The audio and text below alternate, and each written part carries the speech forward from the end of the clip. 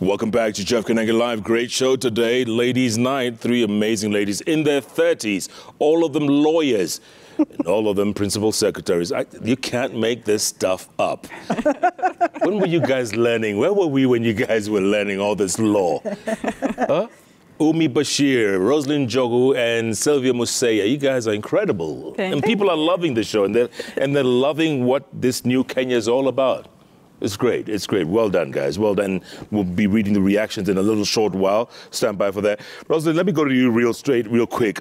Saudi Arabia, yes. Big bone of contention. You know this. We know this. The CS, he was here a couple of weeks ago, and he talked about it. And we keep seeing the headlines, the pictures, and then they're very depressing. What are you guys doing about our Kenyans in the diaspora, especially in the Middle East and Saudi Arabia? I think there isn't a diaspora conversation without speaking about Saudi Arabia and speaking about it in a very holistic way. So one of the things to start with is that there are about 200,000 Kenyans living and working in Saudi, just in Saudi. And of that number, something like 60% are professionals, sort of working in, nurses, doctors, ICT, financial services, that kind of thing. And then 40% is general work, and a small portion of that is domestic workers, which is a question I think you're asking me, where we have had trouble of distress in particular. And the conversation is a little more complicated than we have had it reported probably in the media and so on. I'm not saying that there hasn't been distress, and I'm not saying that Kenyans haven't been in trouble. They have. And for us, that's an extremely important thing to know and to deal with. I was in Riyadh the week before last, trying to figure out exactly what we are dealing with, meeting with government officials, meeting with my team from the embassy, meeting with domestic workers and women, and visiting various places, sort of to try and understand how to deal with this thing. I found some things that concerned me, but also that gave me a lot of hope. When you have an intersection of vulnerabilities, then you basically have a storm waiting to happen. What do I mean by that? If you're a domestic worker with a little education, right? You don't work in the market properly speaking, you work in the household, in somebody's household. You're sort of outside of the usual market. And then you work in a system where you might not understand the law, or for some reason you haven't understood the rules within which you must play. Then you have a number of things going wrong for you. A lot of the trouble that we have seen, particularly a lot of the cases of distress that we have had, and we deal with them on a regular basis. We have given a clear, email address and phone numbers where people can reach us when there is, distress.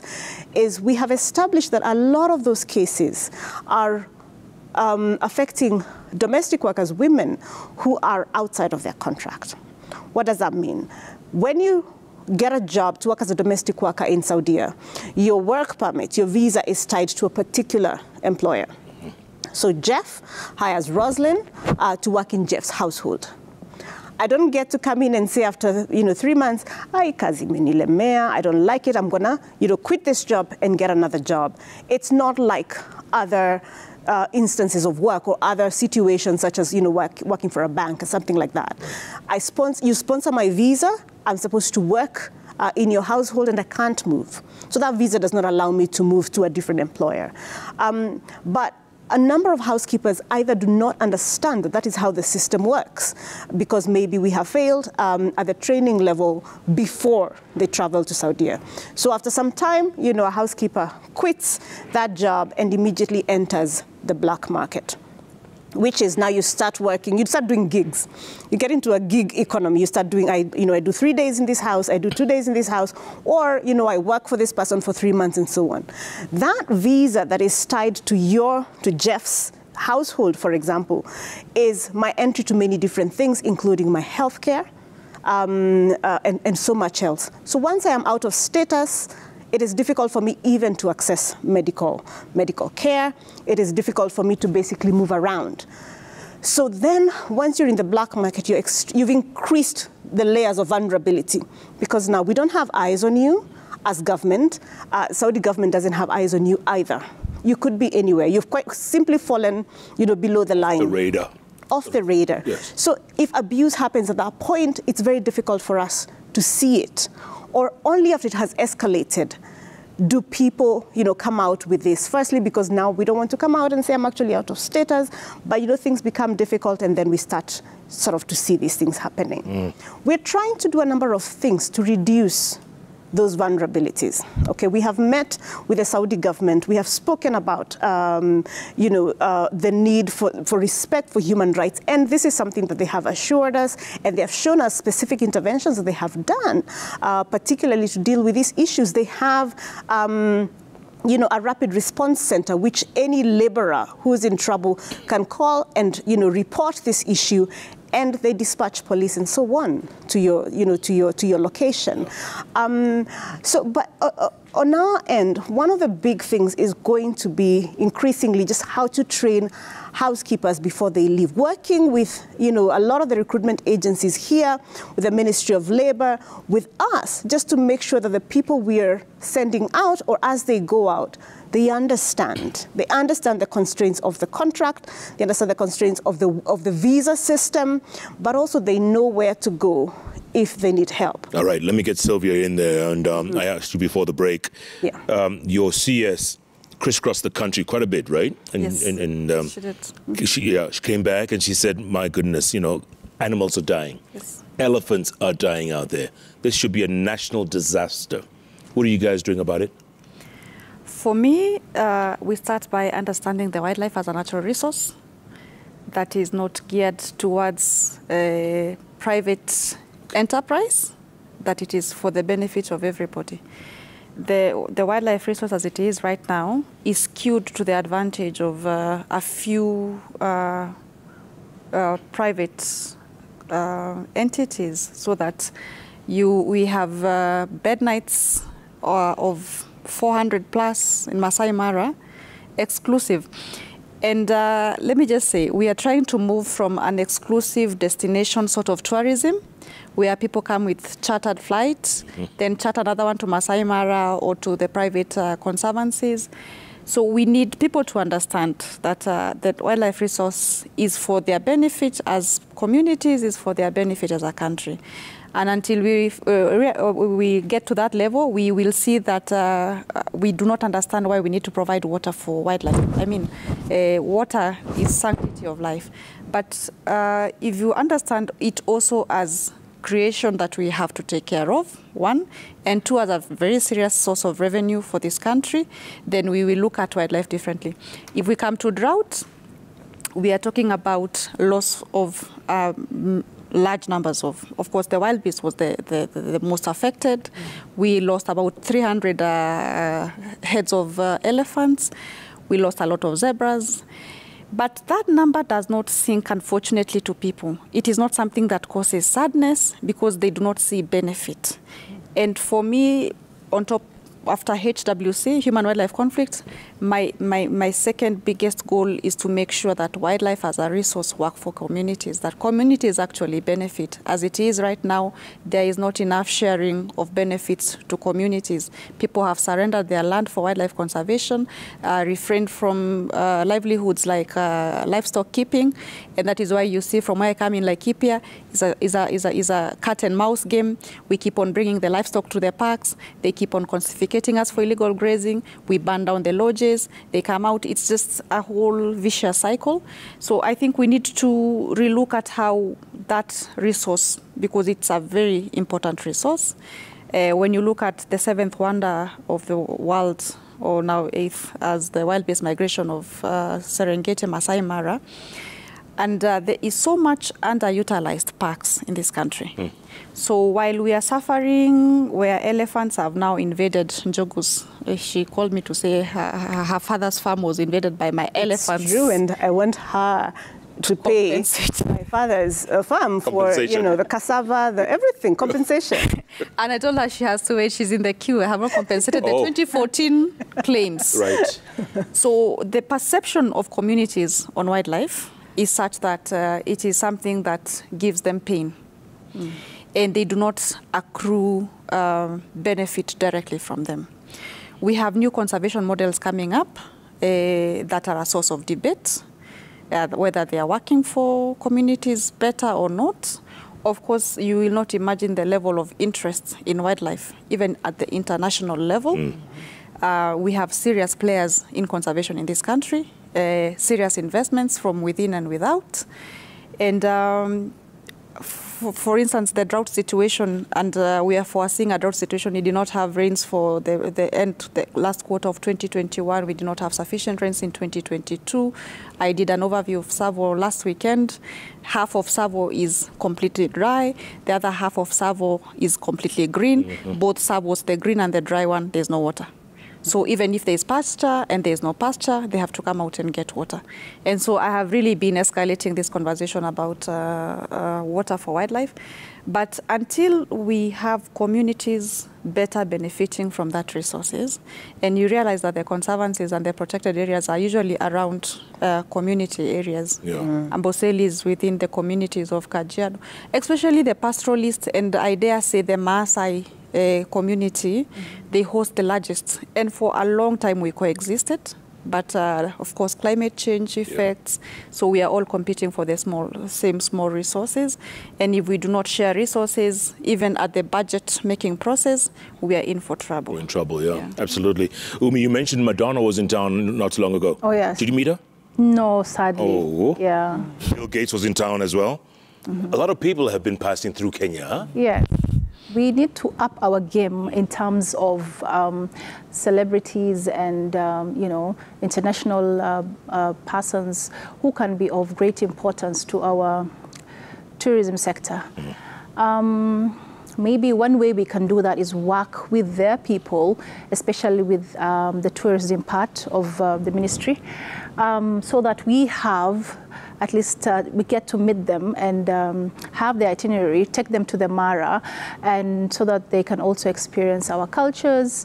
A place that I would like to actually touch on is Bomas of Kenya. Bomas of Kenya is also under my state department, but sadly it's known for IBC. IBC, you know, it's known for IBC choir. That's right. IBC choir, you know, that's what it's known for. And I really want to change that narrative because this is an amazing, amazing part of our heritage and culture. We have amazing grounds there at Bomas and conference facilities. We have the manyatas, the homesteads that are there, which I'd love for us Kenyans to experience, take our kids and see the different lifestyles of different communities.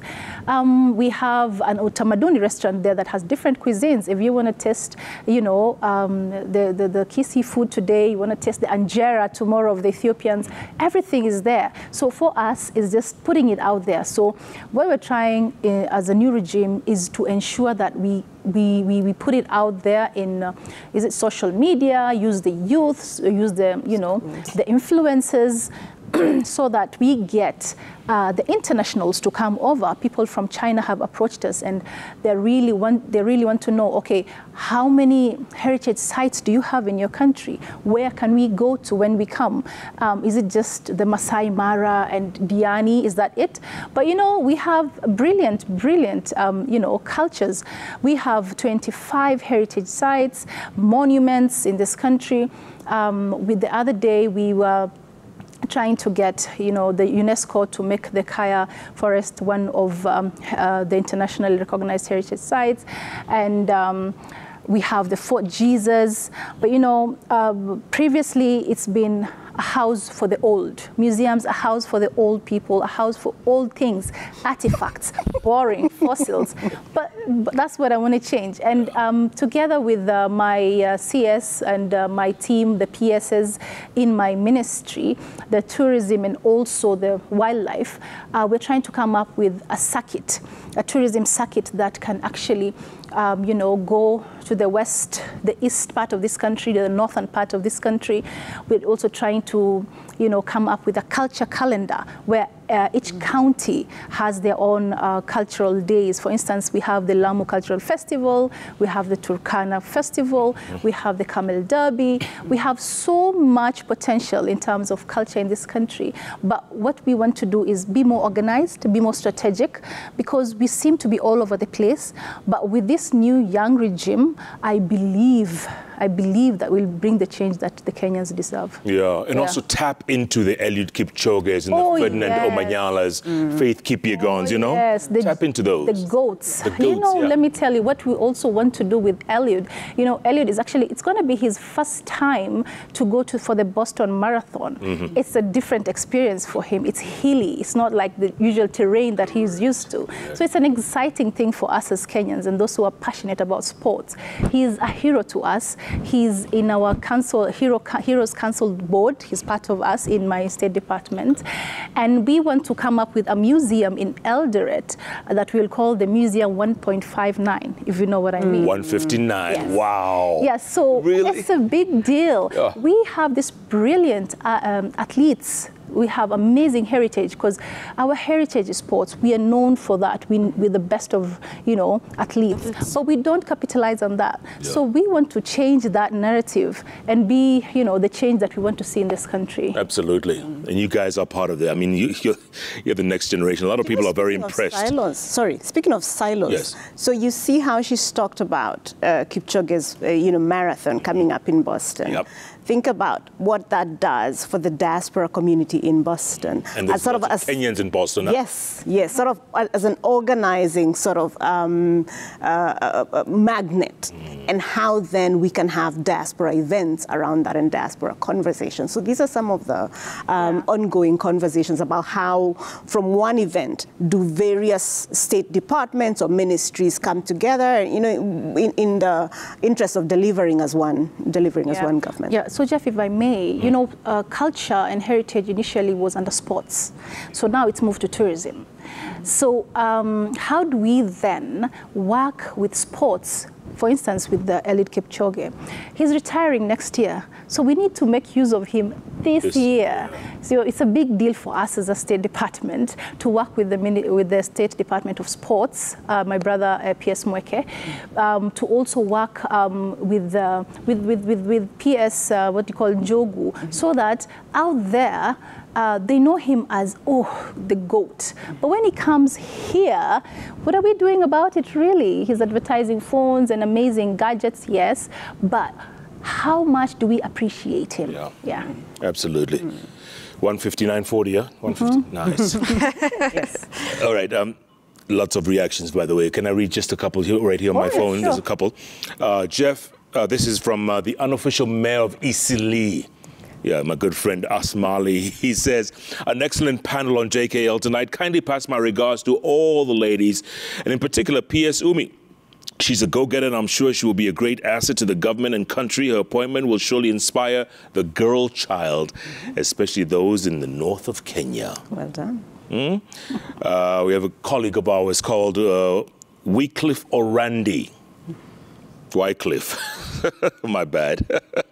He says, say hi to the honorable ladies and congrats to them as well, all of them, especially Rosalind. She knows why. Okay. All right. So here's another one friend. from someone I went to school with. His name is Joe Kithiaka. He says, Jambo, brother, good to see you. Congratulations to all our guests. I'm watching and very impressed by the new drive, fire, and hope for this country. Well done. This new team of PSs, focused and indeed, cheers, God bless. Well done, ladies. Thank you. Let's see what's on the giant magic screen, because the reactions are coming in thick and fast. Thick and fast. This is Debbie Ruto. She says, kudos to these honorable ladies for taking up the mantle and for being trailblazers for young Kenyan girls everywhere. Justin Wright says, P.S. Diaspora Rosalind Njogu is a youthful, energetic, and open-minded person. I've ever interacted with. She has what it takes to lead the new docket with fresh brains. Thank you. All right, all right. Mulwa Jr. says, ask PS Wildlife Silvia Museiya, how does her ministry plan to curb the human-wildlife conflict in Laikipia, which has been giving locals sleepless nights? I think you mentioned that a little bit, right? I did. Yeah. Water is that resource we all need, right? Yeah. Good, okay.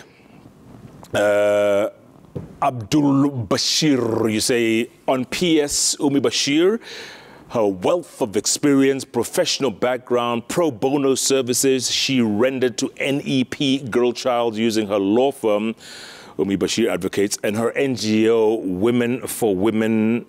Yeah, Women for Women, is that what it's called? Yes, Alliance. Women for Women A. Under the Big Sister Initiative program, earned her the position. Poison. All right.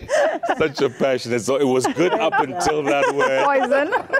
Yeah. All right, Brian Waidima says, pass my hearty congratulations to Silvia Museiya.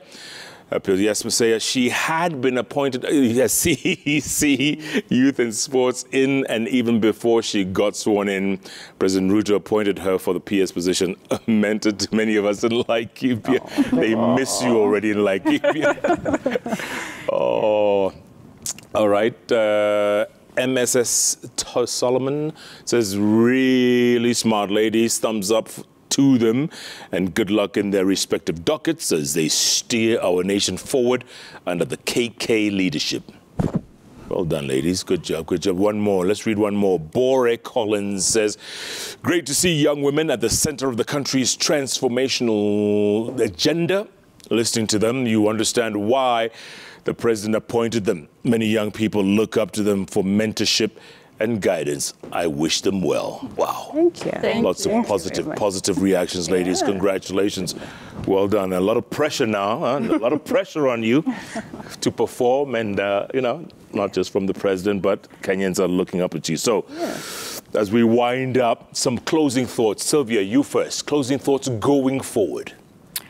I would finish with what Umi started by saying, of course, I'm extremely grateful to the president for this appointment, to God even for this opportunity, and understand there's a lot of expectations on our shoulders, not just because of ourselves as young ladies, but because of the entire Kenya Kwanza government. Too many pledges made to the people. My closing remarks is that the president, who is the vision bearer for this country, is focused, is determined. Every conversation starts and ends with, how is that good for the people? How does that impact directly to the people? What does conservation for you look like to the benefit of the people? Yeah. And I want to assure all the players within the wildlife sector, there are many, that, and there are many conflicting interests therein, but there can be a win-win situation. We can have this resource to the benefit of everyone if we use it sustainably and if we plan for it well, including planning for drought that we are anticipating before the end of this year. But finally, very grateful to my CS, my fellow PSs in the State Department, and all my colleagues. It is one big family. We meet a lot of times. We keep on talking, myself and the PS for Environment, myself and the PS for Blue Economy. It's just one big happy family that is joined together because of a lot of pressure. So everybody is asking, have you been called to State House? And like, are we being called again? Yeah. Yes, you'll go by Friday. How was it last time? So we keep on checking on each other. The pressure is immense, but the goodwill is there. And we can assure Kenyans that it might, like just the president said, it might take a bit of time to turn around things, but they will turn around. Yeah. Absolutely. Well said. Well put, Silvia. Rosalind, your turn. I think for me would be four really quick things. Firstly, just a lot of gratitude for the support that the diaspora community has given me.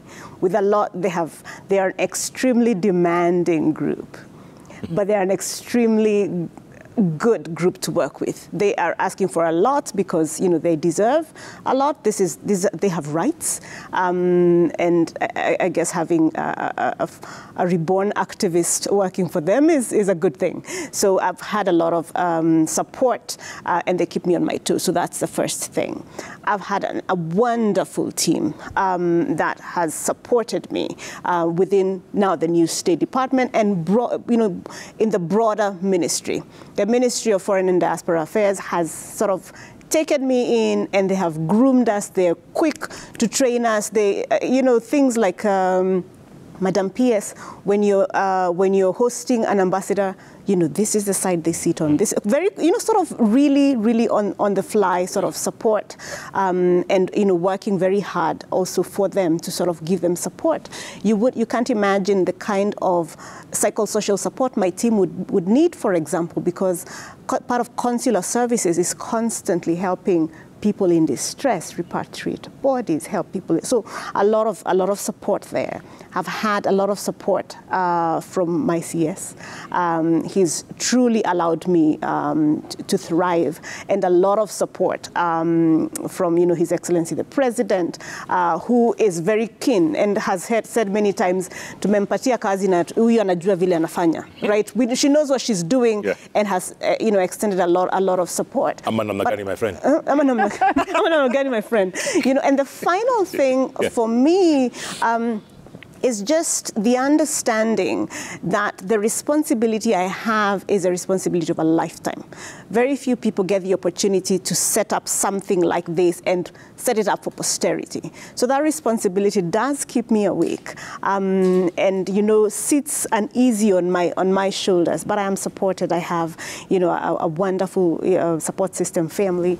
The College of PSs, as has been mentioned, which is a real support system.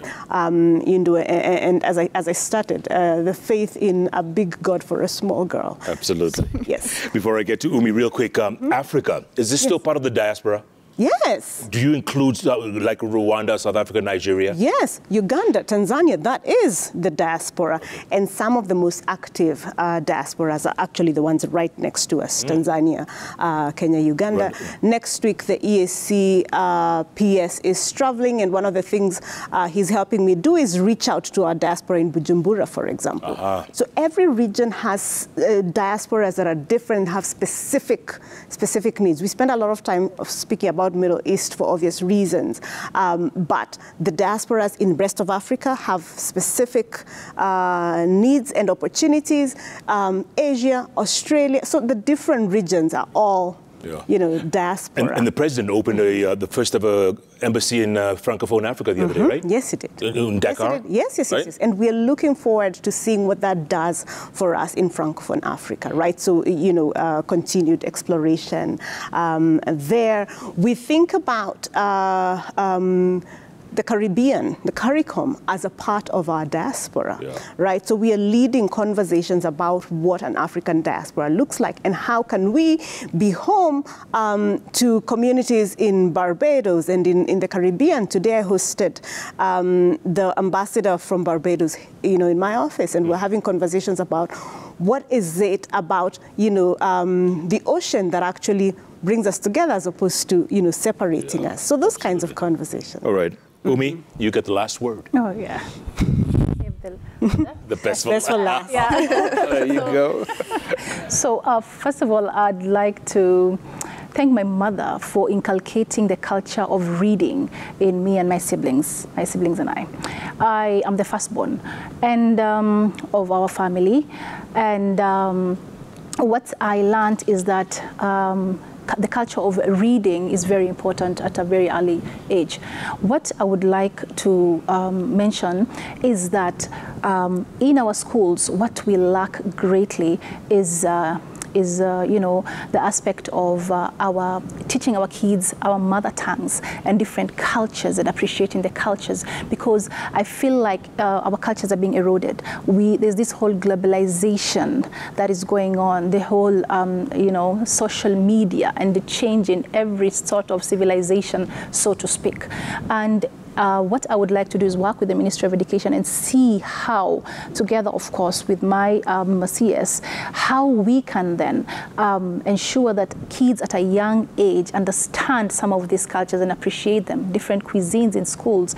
Even when you look at it from a larger perspective, have a Kenyan dress, a Kenyan attire that we can wear on our national days, or even as civil servants wear on Fridays, because that's something that I have started in my state department, that every Friday we're going to be wearing different cultures to appreciate each other's cultures. That said, I'd like to close with a quote from Marcus Garvey, and he mentioned that people who don't know the history or understand the origin are basically like a tree without roots. I would not like to see how 50, 100 years from now, how we would be as a country if we do not appreciate our cultures, if we do not appreciate the heritage that we have. We have the archives, but we need to up our game in terms of ensuring that the contents that are in that building are actually respected, appreciated, and upheld. So as a State Department, our job is to expedite that. Before I close, teamwork. My team has been supporting me very much. I cannot do this alone. Yes, I've been appointed. I was ecstatic, but now this is where the rubber hits the road. So I cannot do it alone. That is why I always have meetings with my staff to always learn from them, and also they learn from me. That's what I said. That's why I said I have to make culture cool again. Yeah, make culture cool again. Umi Bashir, Rosalind Jogu, Silvia Museiya, you guys are great. It's been fun. So are you. Someone once told me the future is so bright it burns my eyes. You guys are the future. The future's now. And it's great to see a whole generation of Kenyans giving us so much hope. A lot of us had lost hope, but we've got it back now, thanks to you guys. So glad. So good luck. No pressure, huh? No pressure. Just go do your job. Thank you very much. You're all up to the task. Well done. You. What do you guys think? You agree? Absolutely. Amazing. It's not just ladies' night. These are young, bright minds, beauty and brains all round, taking us to the next level. Exactly what we need, folks. Wow. Future looking good. Keep tweeting, folks, at Koinange Jeff, at Citizen TV Kenya, the hashtag JKLIVE. You know, if it's Wednesday, it's all about those 3 letters on the keyboard that follow each other. You got it. JKL. Thanks so much for joining us. Good night. Good luck. Good night. God bless these amazing women, and God bless Kenya.